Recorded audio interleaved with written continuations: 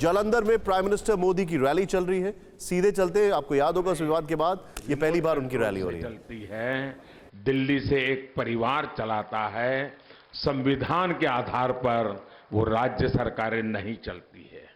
और कैप्टन साहब ने फेडरलिज्म के सिद्धांत के अनुसार अगर भारत सरकार के साथ मिलकर के काम किया और भारत सरकार ने अगर पंजाब के साथ मिलकर के काम किया तो भारत के संविधान के अनुरूप काम किया कि नहीं किया भाई?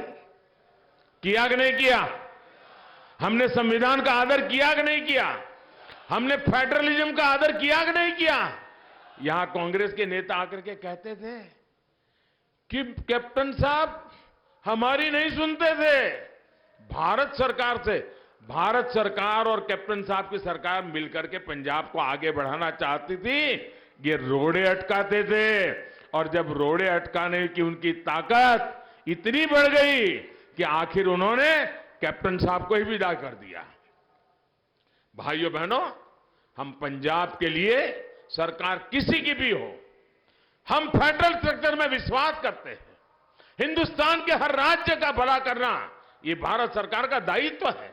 हमने प्रयास किया, लेकिन कोई परिवार रिमोट कंट्रोल से सरकारें चलाए, संविधान की परवाह न करे, तब तो देश में तनाव ही पैदा होगा और यही काम ये परिवार कर रहा है। भाइयों बहनों, हमारे गुरुओं ने, संतों ने कहा है, पाप का घड़ा जब भरता है तो फूटता भी है। और कांग्रेस को उसके कर्मों की सजा मिल ही रही है। आप देखिए आज कांग्रेस पार्टी की क्या गति है।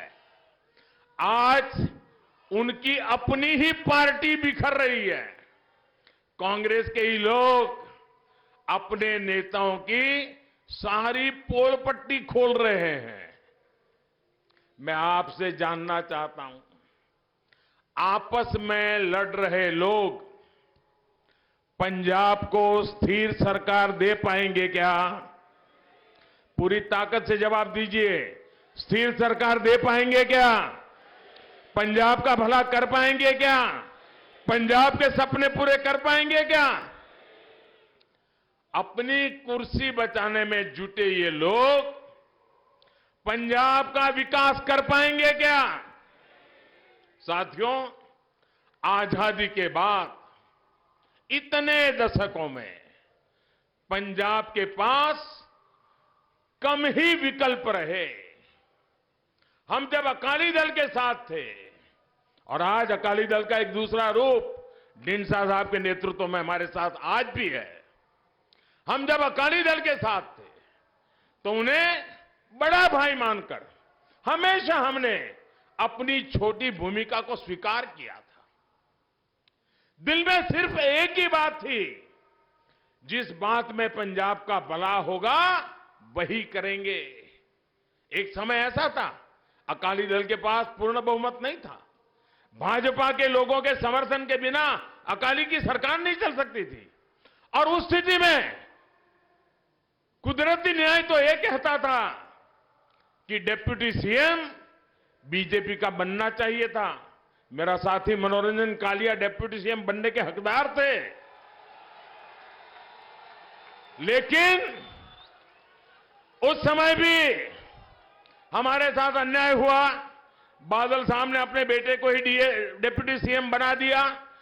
उसके बावजूद भी पंजाब की भलाई के लिए हमारे पास ज्यादा एमएलए थे, सरकार घर जा सकती थी।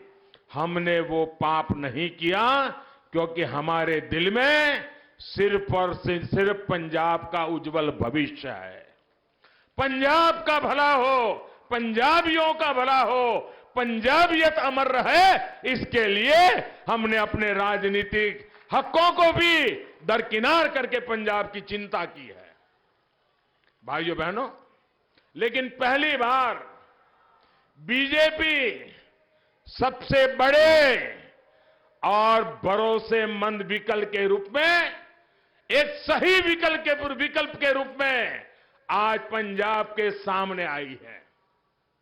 पंजाब एक बार बीजेपी को मौका देगा तो बीजेपी पंजाब का कल्याण करके देगी, ये मैं आपको विश्वास देता हूं। और मुझे खुशी है कि अब हमारे साथ कैप्टन अमरिंदर सिंह जी जैसा, ढींडसा साहब जैसा एक प्रभावी अनुभवी नेतृत्व भी हमारे साथ जुड़ गया है।